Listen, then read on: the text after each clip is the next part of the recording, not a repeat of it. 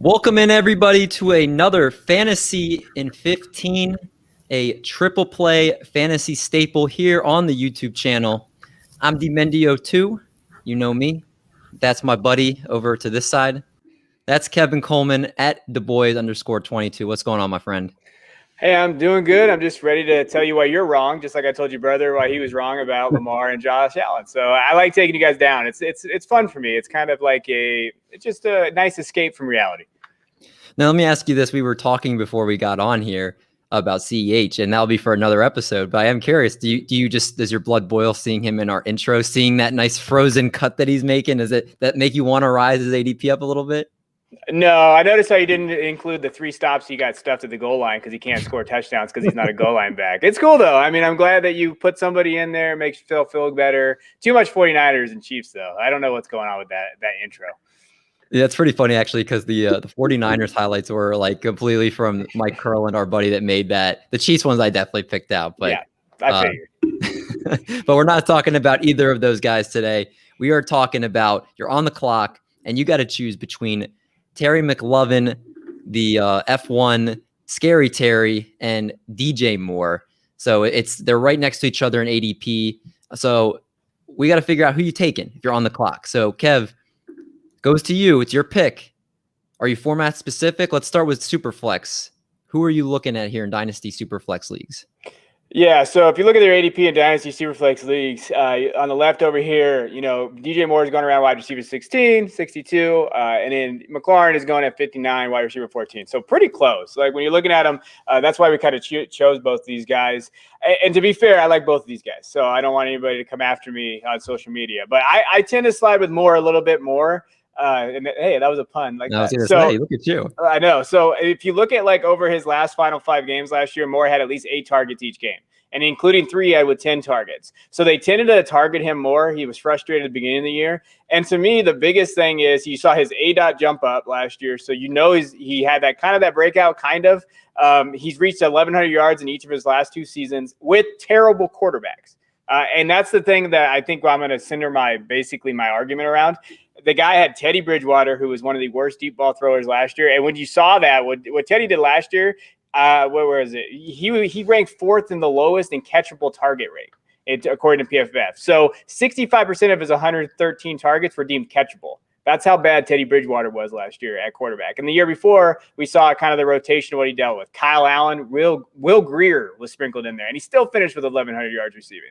So I just think when you look at him from a perspective of talent, and he got an improvement of a Darnold. I don't want any Darnold haters to come after me. Darnold is an improvement. I am the Darnold truther. I know I've ranked that. But, I mean, just in general, I think he's a better option than Teddy was. So I think that he's a better option, especially because you can get him a little later. I saw him go 1 round later than McLaurin recently. So essentially the 5th round, when you can maybe take another running back in that 4th round and build your roster that way. So that's kind of where I'm leaning. And we will point out in redraft leagues right now, they are pretty much right neck and neck. So as you said, they are pretty much which one do you want if it comes to you, and they're both on the board there. So thank you for feeding into my first argument for Terry McLaurin. You want to talk about bad quarterback play? In the 2 years he's been in the league, he's played with Case Keenum, Colt McCoy, Dwayne Haskins, Kyle Allen, Alex Smith, one-legged Alex Smith pretty much, and a Taylor Heineke. So I don't know if there's a receiver that's had worse quarterback play in their first 2 years than Terry McLaurin. Last year, he had 134 targets, which was 12th in the league, 87 catches, 1,118 yards, only 4 touchdowns, which is where I think people are kind of scared off from him, saying, hey, is he really an alpha number 1 wide receiver? So you look into his production a little bit. First, he took from year 1 to year 2. He got 29 more catches on 41 more targets. So he was making that leap from year 1 to year 2. Now you bring in Ryan Fitzmagic, who is, even though he's a wild card, he is far and away the best quarterback that Terry McLaurin's ever played with. Now, Ryan Fitzpatrick has given 128 targets to a number 1 wide receiver on his team. Every year he started at least 8 games. So as long as he plays at least 8 games this season, you can expect him to heavily target Terry McLaurin.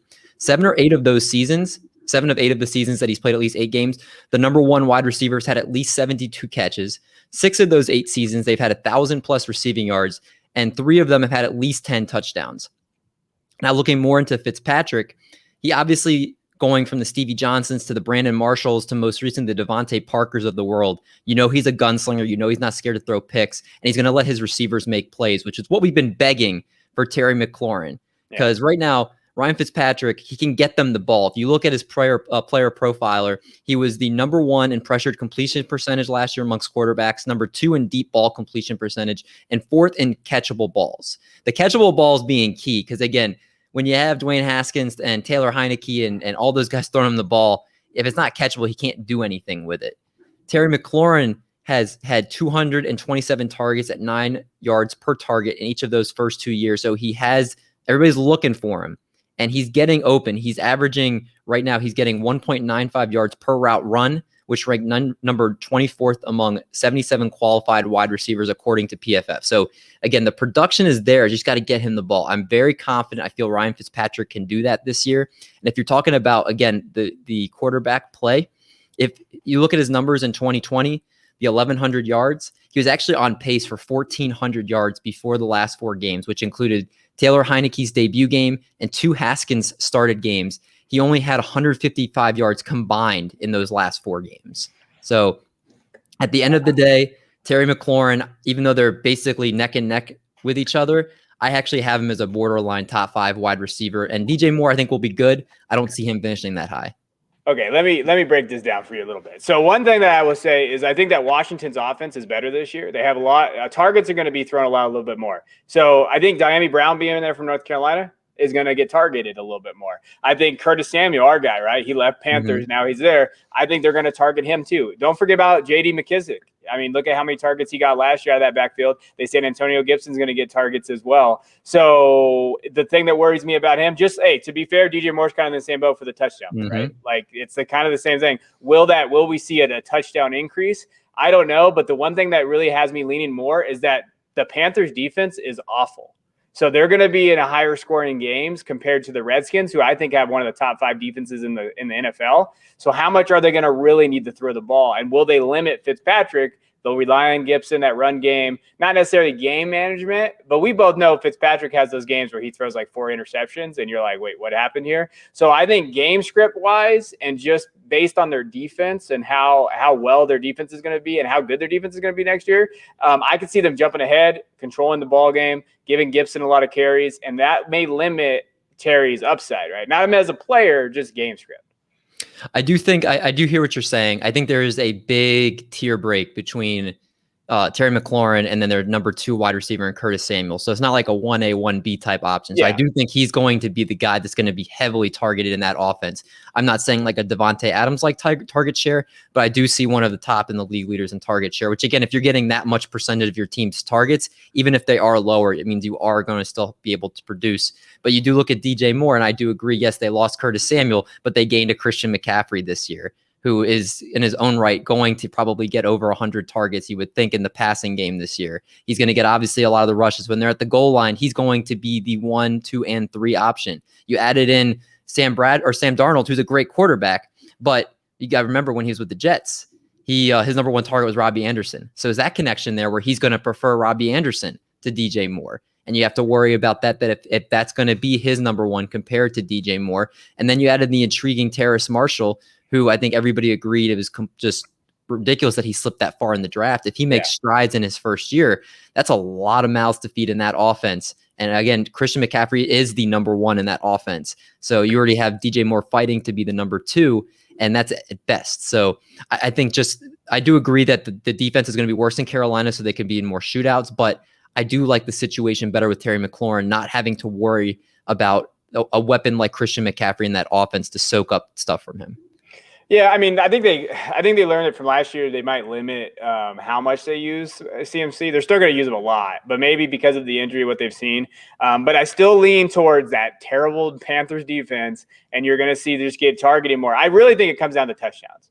Because I think at PPR, McLaurin has a slight edge just because I think he gets peppered. He's going to catch more balls. I think DJ Moore is around 65 to 70 catches, probably. That's probably a good spot for him, maybe a little bit more. I think McLaurin can get up to that 90 range. She's that good. So it's really going to come down to, okay, who's going to score more touchdowns? I think they can game plan. And like you said, if it's not in the goal line situation, yeah. But if DJ Moore can get 8 touchdowns and let's say McLaurin sits at 5, it's close. But I still think DJ Moore is a very valuable wide receiver 1 option. I don't know if McLaurin, I have him at top 5. That's a little spicy for David, the Mindy over here. I don't know if I have him up that high, but I still think these guys are lower in wide receiver 1s. I know people like to hate on Moore. I don't know why. He's very consistent. He's got a good base. He's had a terrible quarterback play, and he's still put up 1,100 yards. And when you watch the tape, I think he's there. And don't forget about Joe Brady.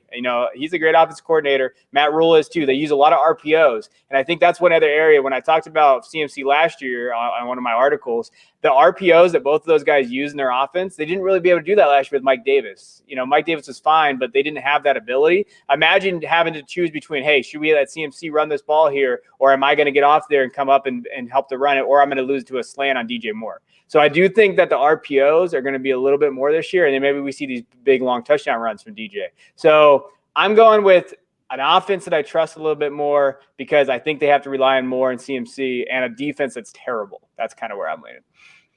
So you've heard both our arguments. We've presented both sides. Are you team DJ Moore, a.k.a. the losing side with Kevin over there, or are you on team McLaurin? Make sure you comment below. Let us know what you think. Plenty more of these Fantasy 15s coming, this On the Clock series that we're starting in these Fantasy 15s with draft season in full swing.